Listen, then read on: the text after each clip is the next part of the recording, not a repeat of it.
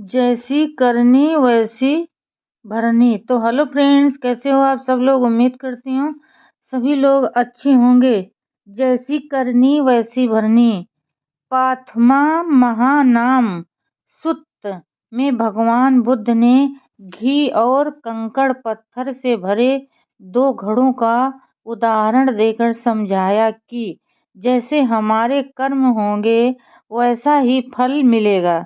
एक समय भगवान बुद्ध नालंदा में विहार कर रहे थे। एक दिन असीबंधक ग्रामण रोता हुआ भगवान बुद्ध के पास आया।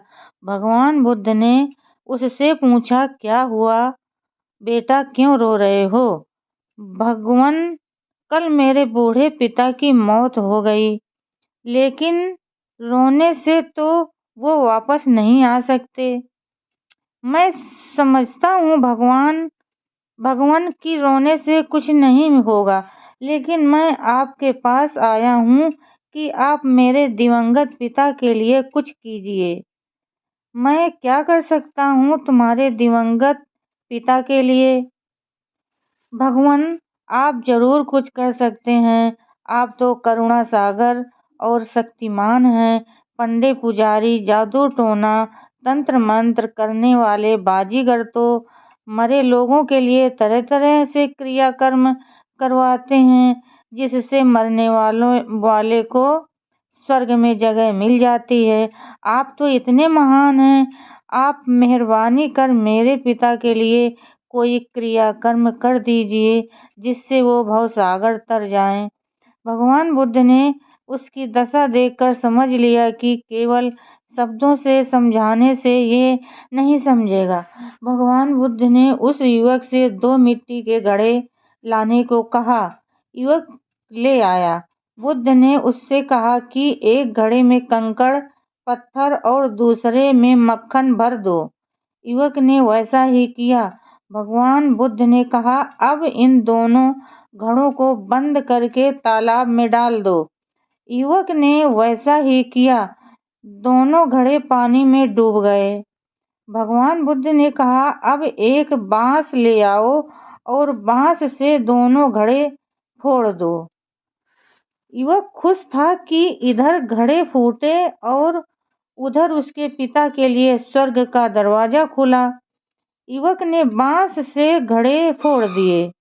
घड़े फूटते ही घी और मक्खन पानी के ऊपर तैरने लगा और कंकड़ पत्थर तालाब की तह में चले गए।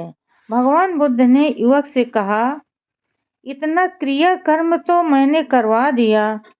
अब अपने पंडे पुजारियों को बुलाकर उनसे मंत्र तंत्र के जरिए घी को पानी के नीचे और कंकड़ पत्थर को पानी के ऊपर लाने को कहो। मैं भी देखूं वे कैसे कर पाते हैं। भगवान, आप तो मजाक कर रहे हैं। ऐसा कैसे हो सकता है। कंकड़ पत्थर पानी से भारी हैं, इसलिए नीचे ही रहेंगे, और घी मक्खन पानी से हल्के, इसलिए पानी के ऊपर तैरेंगे, नीचे नहीं जा सकते। यह प्रकृति का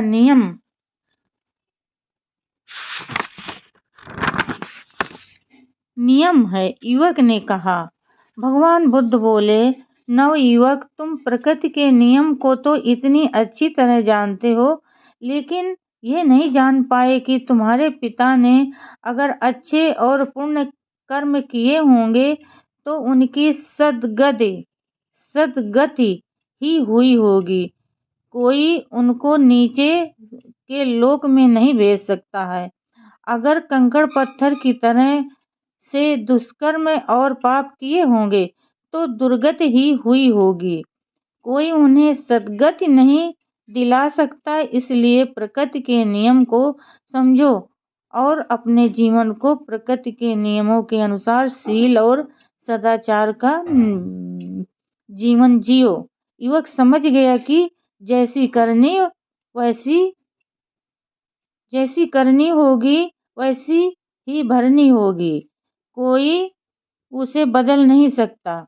हमें भी पंडे पुजारियों, ज्योतिषियों और देवी देवताओं के चक्कर में न पड़कर शील सदाचार का जीवन जीकर पुण्य कर्म करने चाहिए और पाप कर्मों से बचना चाहिए। तो फ्रेंड्स, आज के लिए बस इतना ही।